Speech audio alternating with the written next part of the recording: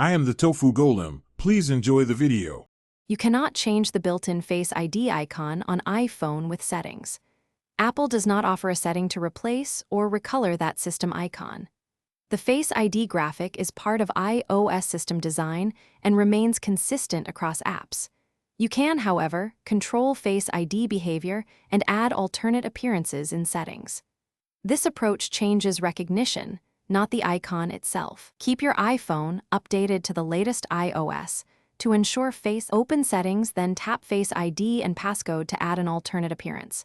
You will authenticate with your passcode before making any Face ID changes. Follow the on-screen prompts to position your face and complete 2 scans. Take off or add glasses and hair accessories during scans for accuracy. This creates a secondary facial profile for recognition, but it does not alter the Face ID icon. Use alternate appearance for sunglasses, masks, or significant style changes. Disable Require Attention for Face ID and accessibility to relax detection rules. Open Settings, Accessibility, Face ID and Attention to find the toggle and make changes. If recognition fails, reset Face ID to erase profiles and set up fresh scans.